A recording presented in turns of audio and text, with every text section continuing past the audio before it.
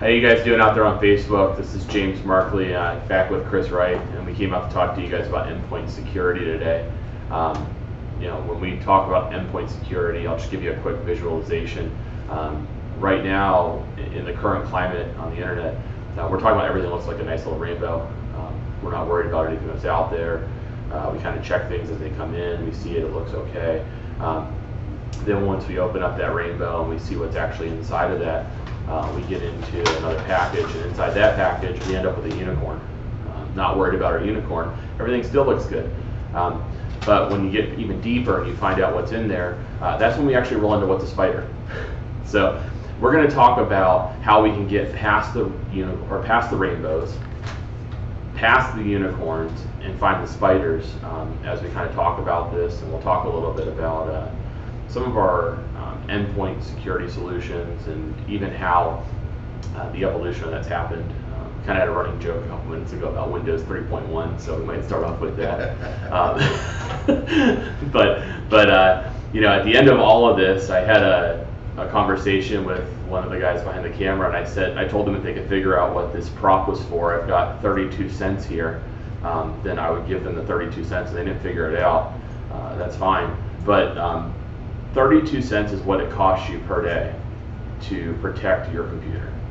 And so when we talk about how critical your files are, how critical it is that you're securing your infrastructure in a company, if I told you that you can do this for 32 cents a day per computer, would you actually do it? And that's the real question, right? Is your data on your computer worth more than 32 cents? So, Chris, let's go ahead and talk about, I was bringing back memories. It's Throwback Thursday. So we were talking about Windows 3.1. Really I would say the first antivirus that people were really exposed to probably was when Windows 3.1 was out, and they had a free antivirus in there. And at the time, all it did was scan file sizes. Yeah. Scan like your system directory, scan your Windows folder, and that was it. There wasn't much out there at that time. I mean, it was all still viruses and stuff like that were QBasic and written off of that kind of stuff, and it was very small. You'd sell more social engineering back then than you dealt with computers actually being hacked by antivirus or viruses that required antivirus. That didn't come till later on. Yeah. I remember FPROT, the command line antivirus. It ran on MS-DOS. For most of you watching, you may know that MS-DOS 6.2 or 6.0 or even 5. Yeah. Running the FPROT antivirus before Windows would boot up, and check me out, we're good. So, it's amazing the evolution of where we were and where we've come from. We don't have Tony here with us, so I can't really joke around with him. But I was going to ask him if he knew what Elk Cloner was. Elk Cloner really, it was the first computer virus. At the time, it was on Mac. So imagine that. My Mac's secure. I don't have to worry about antivirus. And the first virus product that was actually out was targeting Mac in 1982.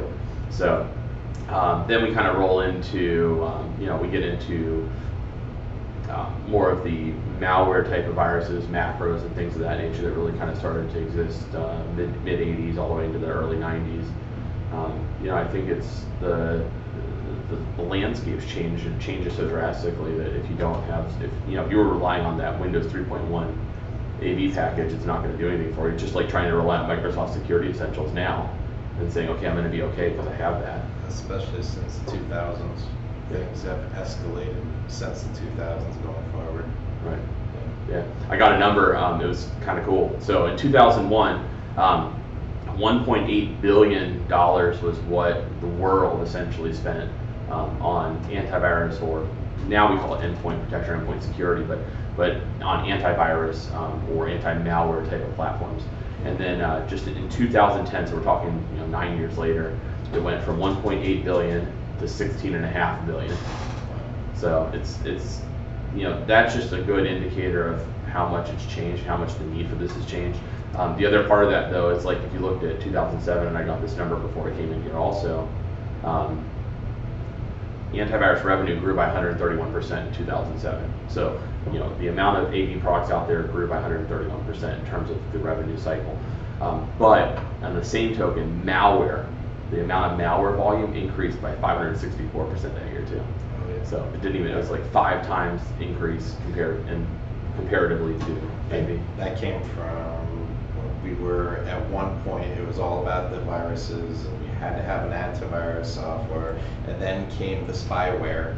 That before even we got to the malware, everything was all about spyware. So, Spybot and stuff like that were born, and you're removing unwanted applications and stuff off your computer, and then things escalated up higher where now you have malicious potential unwanted applications. This is where the birth of like Malwarebytes really started to shine and stuff like that.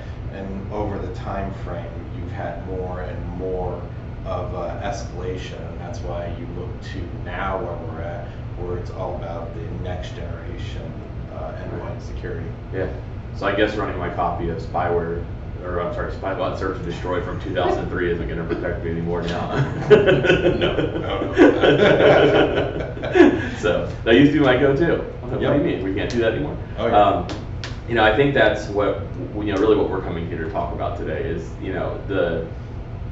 you used to have all these products to clean off malware, to clean all that off, but the trick isn't about cleaning it and letting it get on your computer. The trick is avoiding it altogether at the front end, which is really where you talk about next generation endpoint security and how that integrates with your Windows product and how it integrates with your firewall, next generation firewall solution, which we've been talking about last week when I threw firewalls all over the room. They told me I can't have big props anymore because I break things. So we'll see if I can sneak one in the next couple weeks on the next couple broadcasts. But let's go. I mean, we can go ahead and let's talk. I know that we have 2 vendors that we deal with. One of them is one of our preferred vendor for us, but we have the Sonic Wall Capture Agent that does advanced threat. And then we've also got the Sophos Endpoint Protection with Intercept X, which is our corporate go-to right now because we're still testing out the other one. What are your thoughts on a company that doesn't have a good endpoint security platform? We walk in, because I've seen this before. We walked into a company. They had a mix of Kaspersky, Microsoft Security Essentials, and Avast Free Business Cloud Edition. Yeah, so when you have, that tells you right off the bat there's no central management whatsoever on that. So if something does get infected, then you're not going to be notified, you're not going to know anything. But that's just from the AV perspective. A lot of those clients, they'll do AV, a little bit of malware, but that's not the point of a next generation endpoint security. You're talking about taking it a step further. Am I scanning for AV stuff? Yes. Scanning for malware stuff? Yes. The new landscape of ransomware, you need something that's actually protecting you against ransomware as well.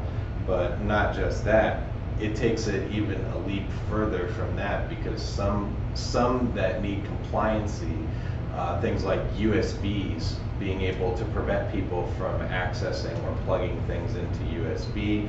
We've got built-in content filter policies that can be applied to this now. Coming to the next step of next-gen security is going to be AI. So we're going to be looking at more decision-making in the background in the cloud by artificial intelligence. Right. Stuff like EDR. Yeah, EDR with Sophos. Yep. That was a big focus at Sophos conference that you went to back in Vegas, like three months ago or so? 2 months ago? Yep, it was like 2 months ago, and it was a big push on AI. This whole video security thing showed how the AI literally would look at things, make determinations and stuff like that. And that's really the future, is getting help, because humans can only do so much for a given portion of time. And it really relies on AI to help us make those decisions, especially when, we're not 24/7, we all sleep at some point. Right. So the AI has got our back when everybody's sleeping or whatnot. It can make these decisions. And not only that, this also brings up from a reporting standpoint as well, this actually gives you a lot more in-depth information from a workstation perspective, because now you can take a step forward to app control and actually be able to see all the applications on each individual workstation and be able to say, no, I don't want that application, so you can block or stop that from, or there may be something malicious there that you didn't know, and this also can be reported or rules can be set for that. One of the things you mentioned with AI was about sleeping and not being available 24/7. I think the other part is being asleep at the wheel. Oh, yeah. You get into that mode of you're opening stuff, you're downloading stuff, everybody's sending you attachments. Oh, I know that name, it's okay. And you don't know. It's nice to think that you may be as responsible on your computer as you are, but there's other people that aren't. And so now you've got this whole other aspect of people sending you things via email, and you're looking at it and you're suspicious of it, and so you say, I'm not going to open it. But there's that time where they send you something and it looks okay, it looks legitimate, but can you always trust the source? Like, how do you know that what their computer was okay? How do you know that the computer before that was okay? You don't. It's this whole lily pad effect, which is where you get into the ransomwares. Oh yeah, definitely. And they're like Baltimore, city of Baltimore got nailed with ransomware. So did Tallahassee. Yeah, and they're still being held hostage essentially in Baltimore. I mean, you're talking about a whole municipality, so if you want to think about what resources they have available to them to be able to protect their infrastructure, it lets you realize how vulnerable infrastructure can be. And like I alluded to at the beginning, for 32 cents a day to be able to say, okay, I'm able to take a next generation endpoint security product like a Sophos with AI, InterceptX, and EDR, and implement that in my infrastructure, and I've got a partner that I can reach out to that can help me with that. That's a mission critical decision for a company to make. And it's really a no-brainer. I mean, when you talk about, the overall financial impact of a breach or of data corruption or data integrity issues, and you talk about ransomware, or you talk about even the amount of downtime or loss in productivity that your employees are experiencing because of malware installed in their computer. I mean, you think about, we were talking about Spybot S&D. What was the whole reason people installed Spybot? The whole reason they installed Spybot, 10 years ago and 15 years ago was because you got all those stupid Internet Explorer toolbars that were getting installed, and it was frustrating you because it wouldn't load web pages. Computers running slow, Yeah. or you've got the little pop-ups all over the place. Right. Yeah. And so when that's happening to your employees, and the loss of productivity to your employees, I can guarantee you it's way more than 33 cents in loss of productivity. Just because of websites that won't load or toolbars they're trying to uninstall throughout the day. So that's a small little detail, and then you get into the whole the whole file scanning and everything else. It's about risk assessment. How long can your business afford to be down? I mean, we can even throw the AI element in. You mentioned AI. Sophos has been, one of their tenets has been to bring in the new technology into their product. I know AI, they were one of the first, or actually probably the first endpoint protection company to bring in a whole full AI element into it with synchronized security with their firewalls. If you want to realize how critical AI is, Microsoft Security Essentials is just now getting updates to add AI elements into Security Essentials with active threat prevention, and it's still nowhere near the scope of what Sophos is doing with their product. Sonic brought in Capture ATP, Capture Advanced Threat Protection, and Capture Advanced Threat is still behind the curve a little bit in terms of the overall development. I mean, they're trying to play catch up with some of this stuff, so it's not. But they were a very hardware-centric security company. Since the parting of Dell and SonicWall, they've kind of moved towards having more time and more resources to actually concentrate on stuff that they need to. Right. So they are behind the curve in comparison. Yeah. So I think the one thing I'll leave everybody with is that you do have a free antivirus product in Microsoft Security Essentials. You have to realize that product is behind the 8 ball a little bit. It's behind the curve in terms of development. There's a lot of next generation endpoint security and endpoint protection platforms out there. Like I said, our go-to is the Sophos product. But there's a lot out there, and really it's a matter of protecting yourself and having a good IT security vendor to help advise you and guide you in the right direction, so that way you don't have to worry about whether you're in the hole for $20,000, $30,000, $40,000 for your data, and instead you just pay the 33 cents a day. So, thank you very much for joining us, and look forward to seeing you next week.